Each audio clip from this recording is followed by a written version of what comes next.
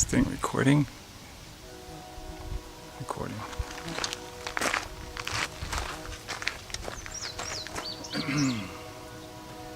Hey everyone, it's Bobo again. Out here today. It's really hot, but it's good for shooting. The wind is 5 to 10 miles per hour, variable. But second video with the Eagle 15. As you can see, if you've watched the first video, I've done some things to it, which I was sort of expecting that I would do that, basically not leave it factory for that long. I've added a sling. I'm going to take that off here so we can get close up to the camera. Sorry for pointing the gun at the camera, but it is unloaded and safe. No mag, empty chamber. So hopefully the sunlight isn't interfering too much here. I'll show you what I've done to it. Everything so far internally is still factory. Trigger, bolt carrier group. What I've added to it initially was this different grip. I like this a lot better. It's a BCM Gunfighter Mod 3 grip. A little bit wider. Got a little beaver tail. If you like to hold high here, that's nice. It's got this little lip that extends forward to cover that gap there so you don't get this bite on your middle finger knuckle. And also has got a storage compartment. Right now the only thing I've got in there is a front sight adjustment tool. But very nice. The shallower angle, so basically a more vertical grip here, really helps a lot so you don't end up with this cocked wrist situation as you would with the standard grip. I added a different buttstock. This is a Magpul MOE SL. Very nice. It's wider. It's got these flared out portions on the back for your cheek. We get a better cheek weld.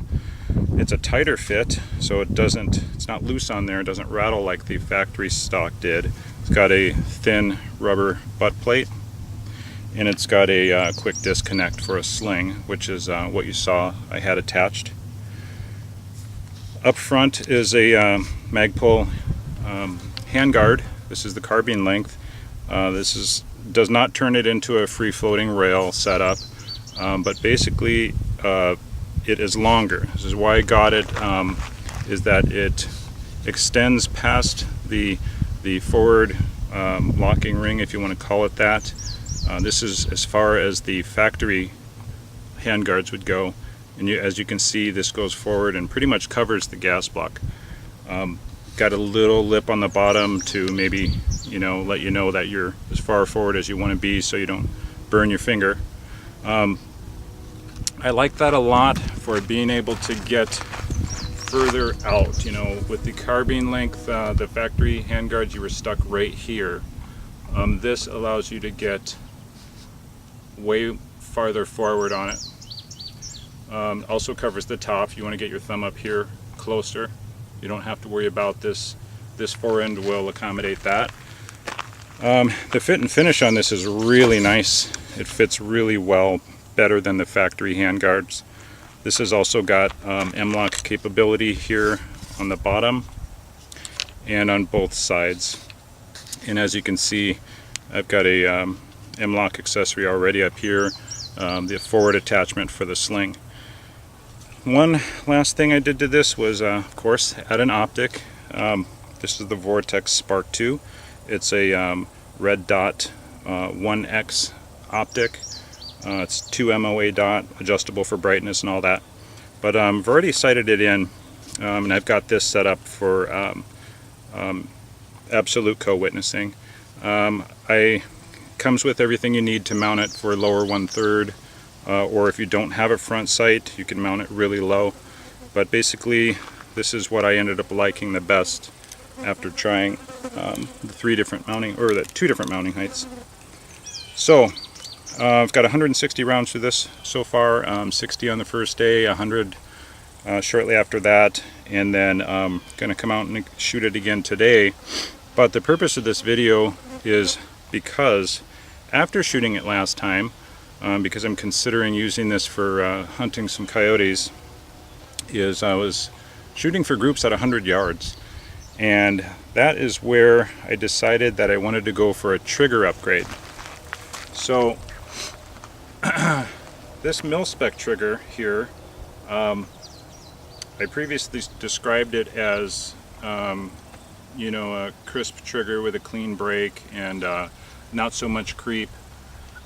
That sort of description, which was accurate for the type of shooting I was doing at the time.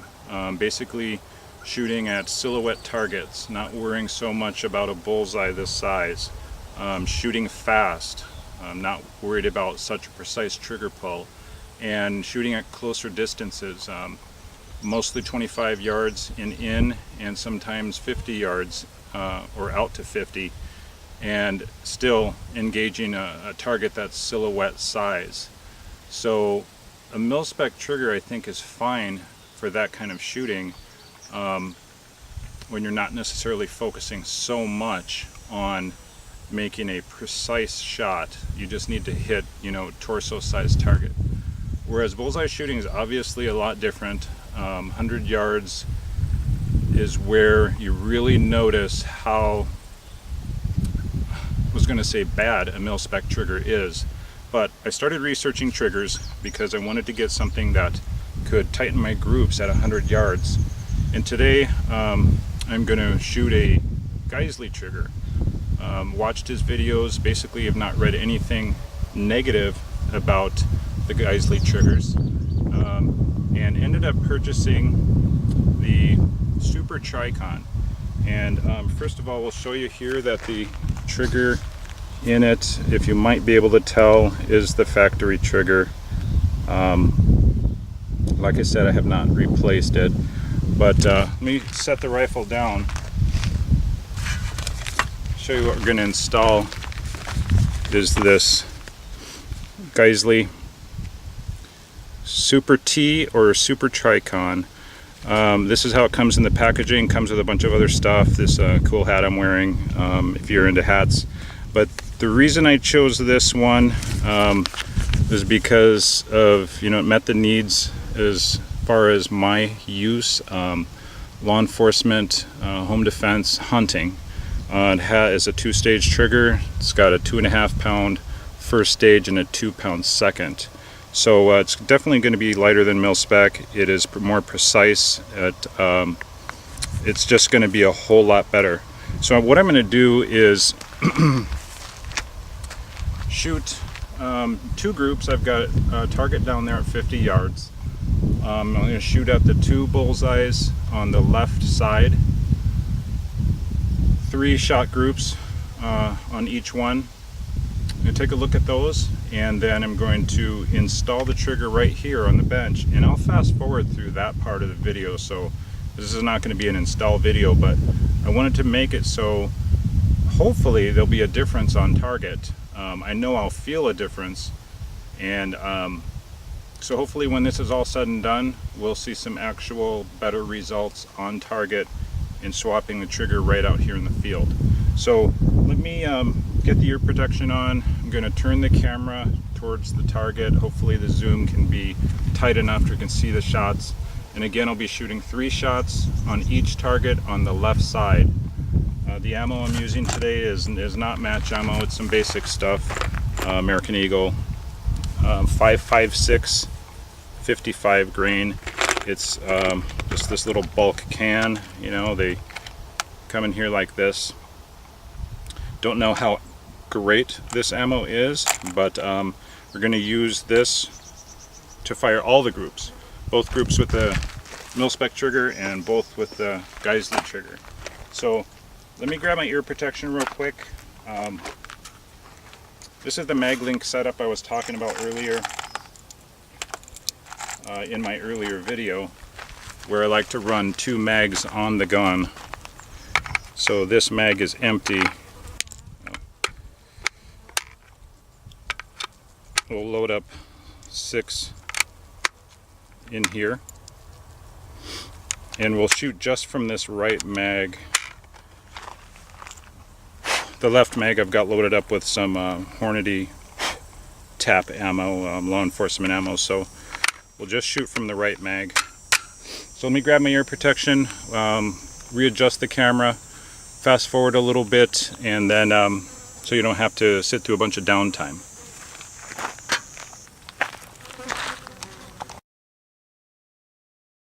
Okay, let me grab the ear protection. I'm going to shoot 3 shots each. We're starting with the top left, and then 3 shots on the top bottom left only, and then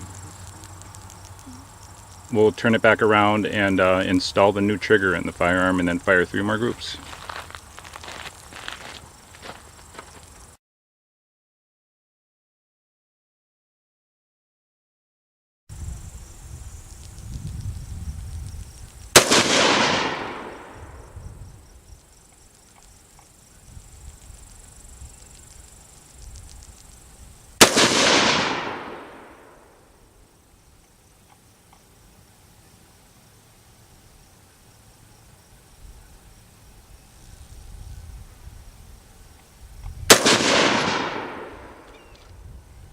Okay, there was top left. I can't see the results with my naked eye, but here we go for bottom left.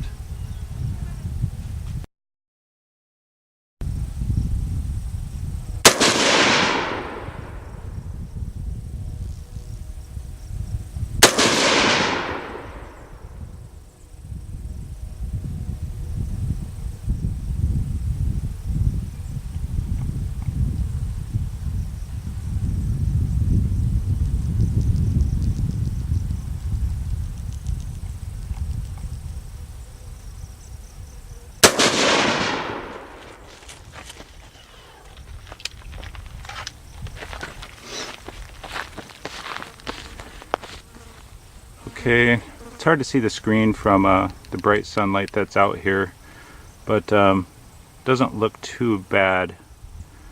Maybe a 3-inch group, or 2-inch or 3 on the top, and maybe a little bit better on the bottom. But let's turn the camera around here.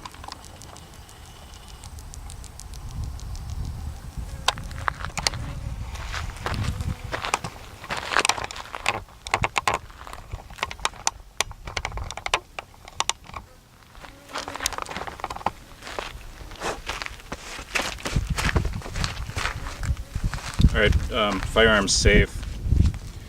Just gonna shut the optic off.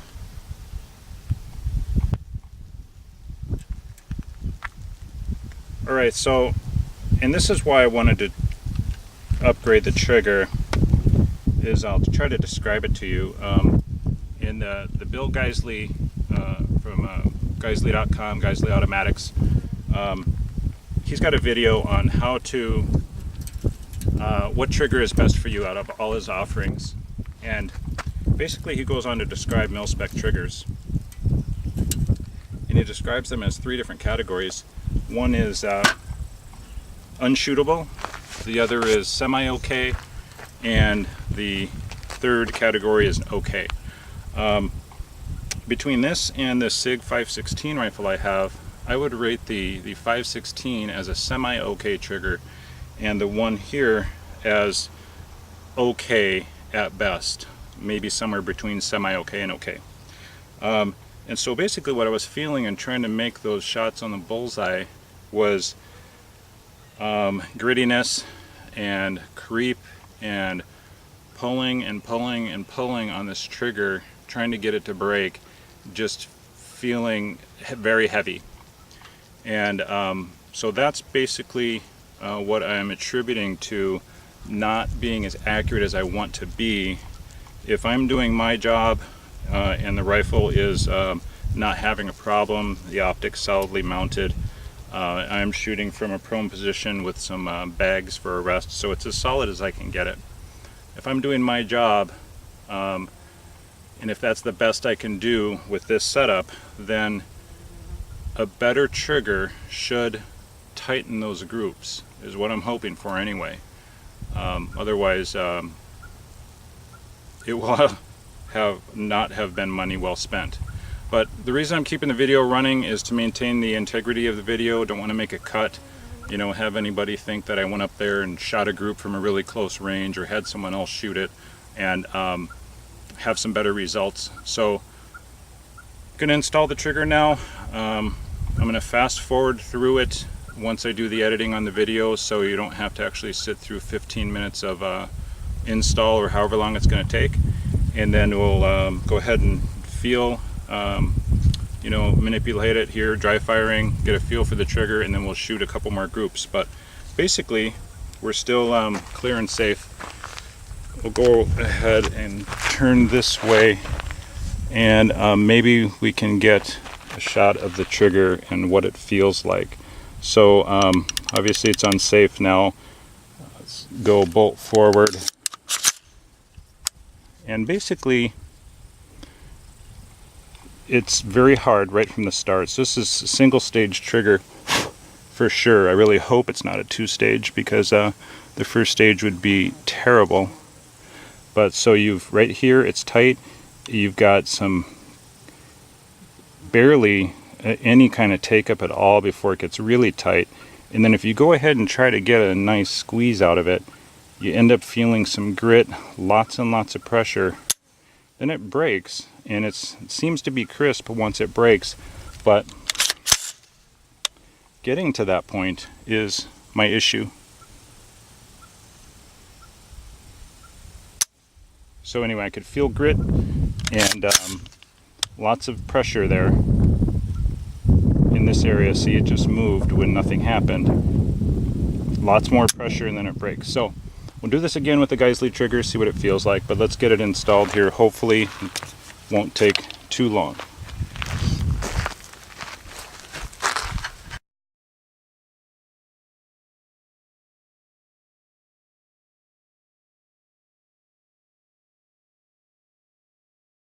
That hammer came out really easy, just using a hex driver. It's smaller than the actual diameter of the pin, and a little wrench with the rubber, and just give it a tap and it just came right out.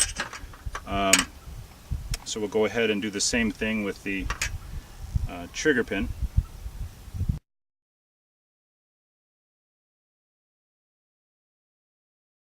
Now, as you can see, this is the way the Geissele unit comes. It comes with a trigger pin already installed, and same thing with the hammer. It's got the hammer pin already installed. So you want to use those pins. Actually, it comes with a slave pin to assist in getting everything installed as an assembly. So we'll go ahead and use that, and hopefully it'll drop in as quickly as it came out.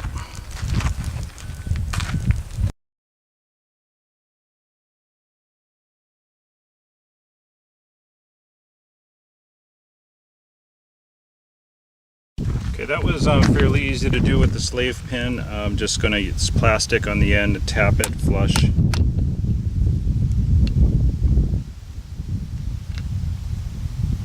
At this point, they supply some grease, so I'm going to go ahead and put some grease in there on the points that they recommend.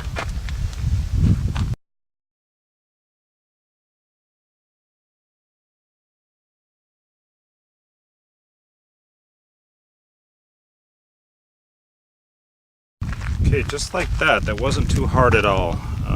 Again, flush up the pin. Get a little bit of grease and put it where they say to put it. And there's a little instruction sheet that comes with this, and it basically tells you right where to put the lube.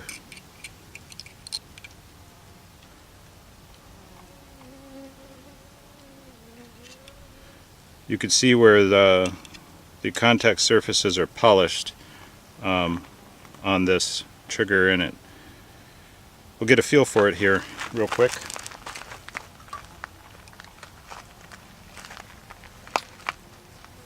But as it shows in his videos, never let never pull the trigger and let the hammer slam forward against the receiver. But just test it for function like this.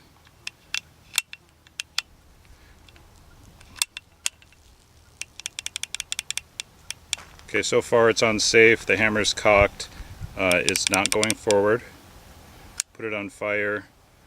Feel the first stage there, and then a really nice brake, and it goes forward. Hold the trigger back, it resets. So far so good. We'll do one more function check with the upper receiver on.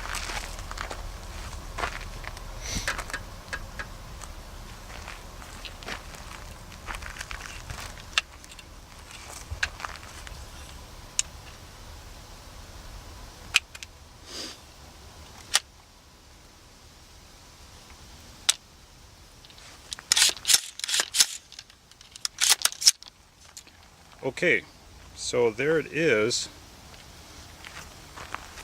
installed. I don't think that took too long, at least it didn't feel like it. You can see the trigger bow on this one is different than on the Mil-Spec. Mil-Spec is curved from top to bottom. This is not a flat trigger, it's sort of a hybrid. It starts out with a bow, then it gets flat, but it does not quite continue vertically like their actual flat trigger. This one's got some vertical serrations on it, which is part of the reason I chose it. But let's go ahead and function check the trigger here, and then we'll test it. I'll turn the gun around and we'll see how it feels, and I'll give you my impressions of it. So, okay, it's on safe. The hammer is staying back. Put it to fire. Feel that first stage is super nice. It's definite. Stops definitively, and then some more pressure and it breaks. Really short let off, and then let it slam forward. Make sure it resets. Fire it again. Alright, so everything is functioning like it should. So let's see this here. If this shows up on camera okay. Safe, works. So basically here is the first stage. Very nice. It definitely stops. You can pull it back, stops. Definite wall. There's no guessing as to if that's the wall or not. And then some more pressure. Very crisp and no creep when I pull it positively like that. Now let me try to pull it slowly, see what happens. Nothing. There is no grittiness, no creep. It doesn't want to stop between here and when it breaks. It's just smooth. Smooth, light, very positive. So I'm expecting some better results on target. So we'll go turn the camera around. We'll get this optic turned back on.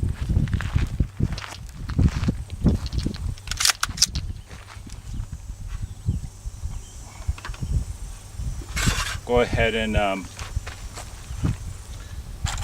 load up 6 more rounds of this same ammo.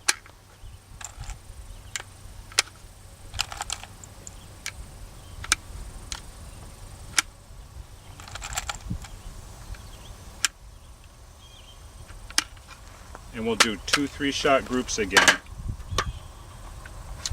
Let's see, I was shooting with sunglasses during the first shoot with the stock trigger or the factory trigger, so we'll do that. Make sure everything is the same.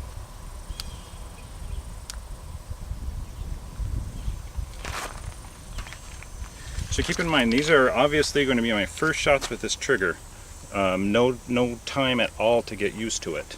So we'll just see if we have some immediate results, and if we do, then you know, this trigger will have spoken for itself. So let's get those shots out of the way. Let me readjust the camera real quick, and then we'll do that. So as you can see, that is the same target. Be shooting at the right side this time, the top right first, and then the bottom right after that.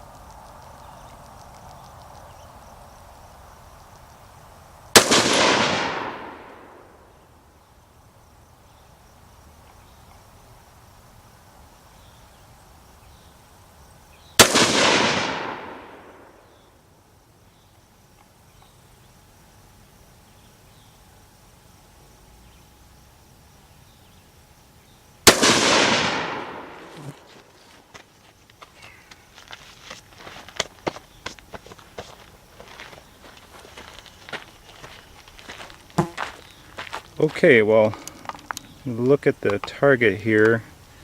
It's hard to tell, at least as I'm looking at it, if the groups are red or not on the screen, so I might have to walk up to it. So let me sling this rifle real quick.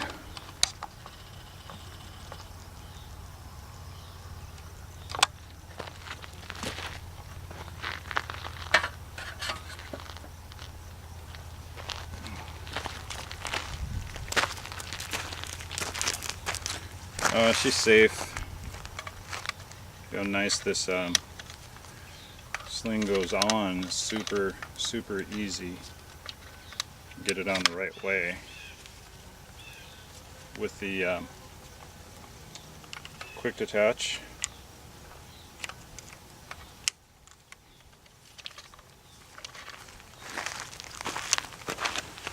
Alright, so we'll carry the camera up there.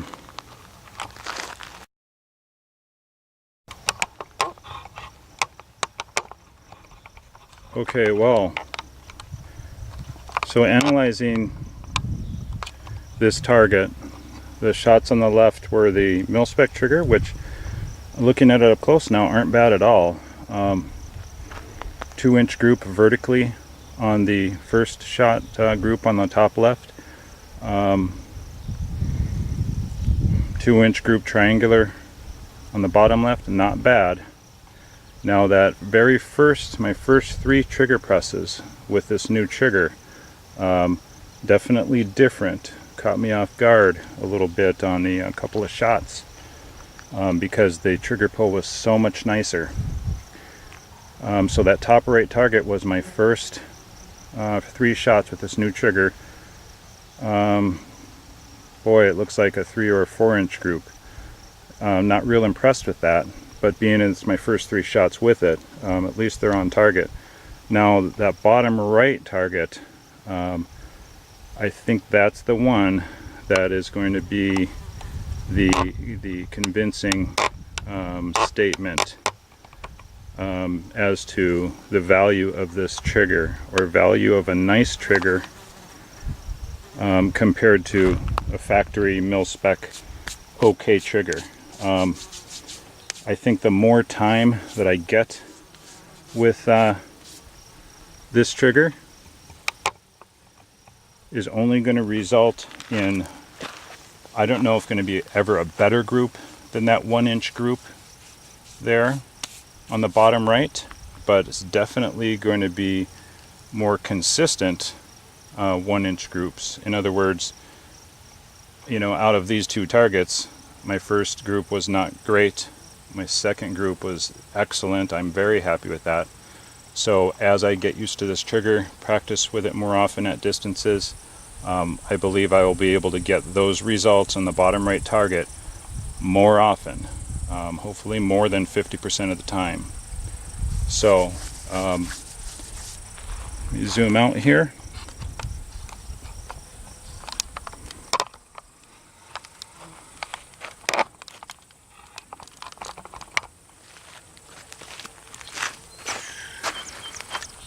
Alright guys, thanks for sitting through that video. I've got sand everywhere all over this thing. Thank you very much for sitting through that video. I love shooting. I do it as a profession. I do it as a sport. I do it for hunting. I do it for competition. And I'm really enjoying this rifle. I enjoyed it as it came out of the box. I'm enjoying it more as it is now with the changes I've made to it. And this trigger has got to be the best upgrade I've done. This optic is awesome. I love it. It makes it very fast for target acquisition, very fast for follow-up shots, and it's a very nice optic for what it is. $200. You could spend twice as much and maybe not get twice as much out of it. I think you've probably heard that before from me. But this trigger is definitely something you might consider if you want more out of your firearm. If it's not producing the results that you expect, in its factory configuration with a Mil-Spec trigger, take a look at Geissele.com. Look up his YouTube channel, and he has a video that basically is titled something like which trigger is right for you, or how to pick the right trigger. It's a 30-minute video. I watched it from start to finish, and he explains everything. And it makes sense that you might not be able to get the accuracy you want with the Mil-Spec trigger, because you could have one that's unshootable or one that's semi-okay. But I don't think you can go wrong. As you can see the results for yourself. Someday I'll get out again and shoot it again like this, do a 50-yard test and maybe do a 100-yard test, and make sure this wasn't a fluke. But on those last 3 shots, I was extremely confident when each shot broke that those shots were going to be on target. I wasn't expecting that small of a group, but I believe that is attributed to the trigger upgrade. Completely, the trigger upgrade is responsible for that small group. So again, thank you for checking out my videos. Check out Geissele.com if you're looking for a trigger upgrade. They'll send you a free hat. They'll send you a packet of other goodies too, stickers and patches and other things that you might have a use for. But definitely worth the money in my opinion. If you guys have done some upgrades to your rifles that you know you'd like other people to see, or you want to reply to my video with a video, I believe you can do that. I'd be interested to know what you've done, particularly with your Eagle 15. I know quite a few of you in the comment section of my last video have picked up this rifle and have liked it a lot, and picked it up for the same reasons that I did, and I know a lot of you got better prices. But I'm going to stop talking because you guys are probably hit pause or gone to a different video anyway. But thanks again. This is my rifle as it stands today. I really don't plan on doing anything more to it. This is the icing on the cake for sure, this trigger, and so it makes me extremely happy and satisfied with this rifle for what I'm going to use it for. So stay safe out there, guys. Have fun, be safe with your firearms, exercise your rights to shoot and to carry, defend yourself and your family, okay?